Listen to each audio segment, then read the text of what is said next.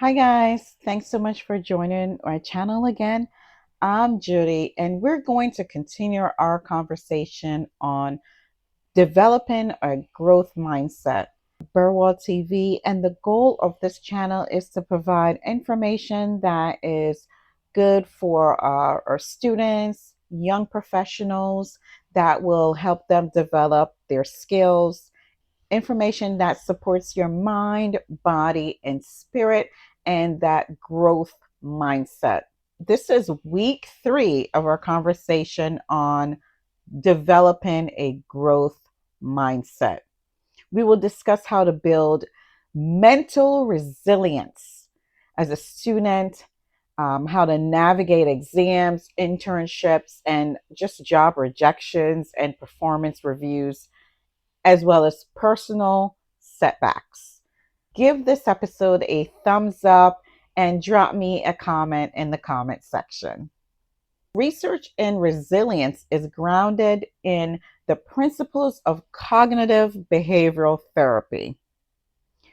This teaches you how to reframe failure. We're reframing failure, we're regulating our emotions and strengthening our toughness.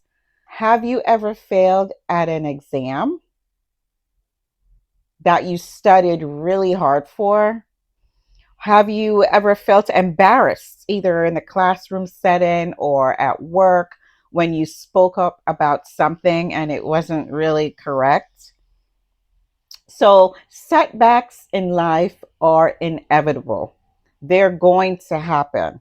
They're not rare, they happen frequently. So, the difference between growth and stalling isn't talent, but it is resilience. And we've been talking about growth. So the difference between growth and stalling or sitting down and just being bewildered, the difference between just getting up and dusting yourself off and continuing to grow versus being stagnant and still and having a hard time working through the setback is the R word, resilience. So let's discuss resilience, and we're not going to pretend in this discussion that it doesn't hurt. We're not going to pretend that after you studied for hours upon hours that and you fail the exam or you get a low grade that it doesn't hurt.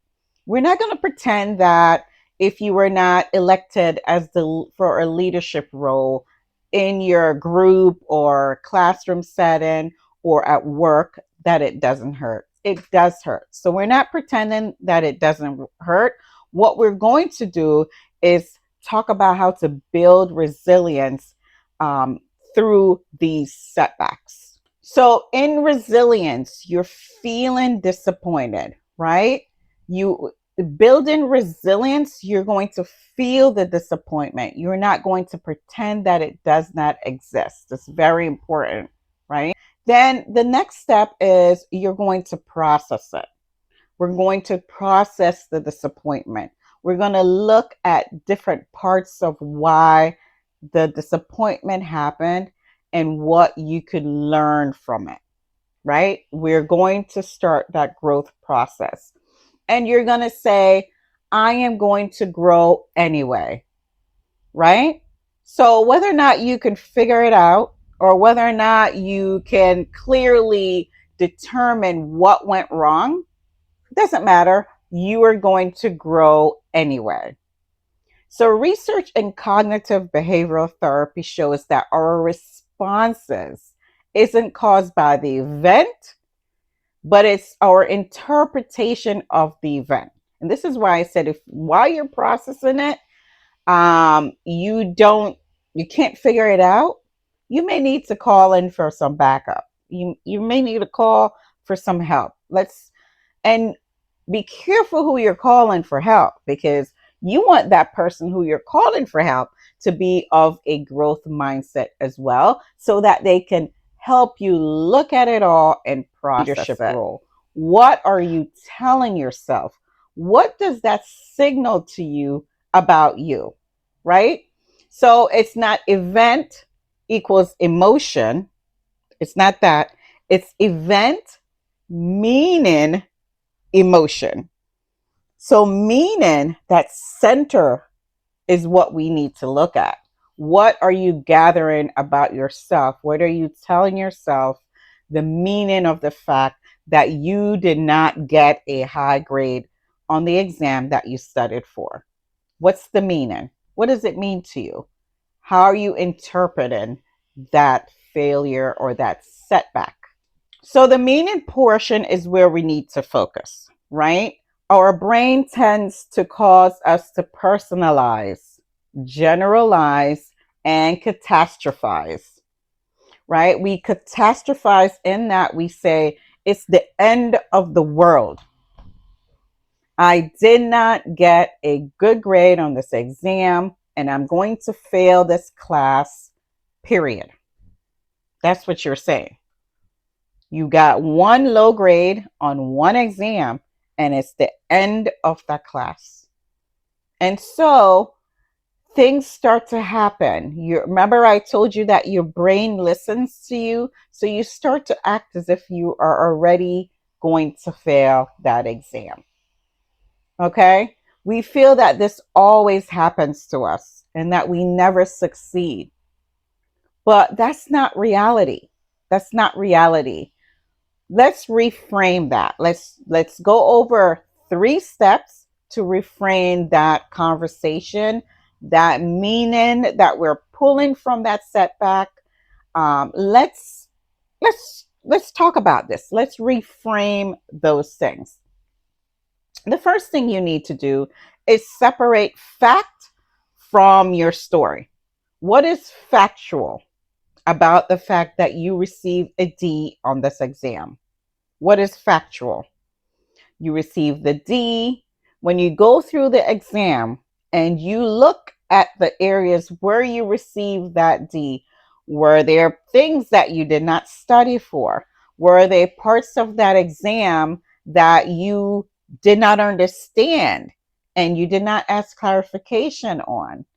Let's look at facts, right? Because right now, the story you're telling yourself is all this negativity.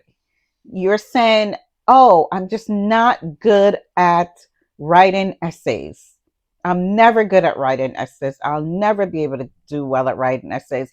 This professor cannot stand me. That's what you're telling yourself. They do not like me for some reason. That's what you're telling yourself. That's the story. But let's look at the facts. So we need to separate the two. That's the first step. So write it down. Write down the facts, write down the facts, then write down the story. Your next step, ask a better question. Instead of saying, why does this always happen to me? Say, what skill do I need to improve? How can I improve so that next time I can get a better grade? Should I be asking more questions in class? Should I set up a time to meet with the professor? Should I ask a classmate who understands the course better for help? What are things that I could do differently? So I need to ask that kind of question. Not, why doesn't he like me? Why does he think I'm stupid? Or she think I'm stupid, right? Ask a different question. That will be your step 2. Now, step 3 is to take corrective action. So all those things that you've identified that were missing and may have attributed to why you got a low grade on that exam, you need to go into action. You need to do those things that you came up with. You need to go into action. You may meet with your professor, ask for specific feedback. So resilience is incomplete without action. All right? You have to take action. So action, when you take action, it rebuilds your confidence, right? You know that there are things that you can do, and those things you are doing builds up your confidence. Take at least one corrective action within 48 hours. Do it immediately. Do it as soon as you can. Don't wait. Even a small action counts, okay? Resilience is like a muscle. You're building a muscle, so even a small action will help. It strengthens the practice of resilience. Taking even a small action will strengthen the muscle, will strengthen that muscle. So let's be honest. Sometimes setbacks are overwhelming. They're compounded with other things that are happening all at the same time. And you're heated, you're angry, you're upset. So let's reframe. Before you're reframing, you may have to regulate. Here's another word that starts with an R. So before reframing, you may have to regulate. When something happens, just pause, say nothing, take some slow, deep breaths. We talk about those taking deep breaths. Pause, take deep breaths. Avoid, avoid social media. Avoid sending an email. Avoid sending a text. Put your phone down. Put your messages out. Do not, no. Don't post. Don't post on social media. Give yourself time to pause and take a break and gather your thoughts. Take some deep breaths. Sometimes you may want to change gears, go for a walk, go for a run, go do something different while you are calming down. And that way you can put your thoughts and words into to be clear. You want to be responsive, not reactive. Okay. Remember, grades are data. They're not your identity. They're not who you are. They are just data. Performance and vows, feedback that you receive. This is just information. This is just information gathering to help you grow and learn. That is what it is. It's not your identity.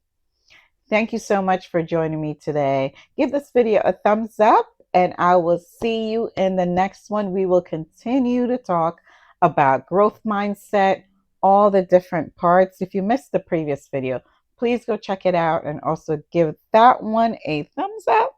All right. Thank you so much. Bye.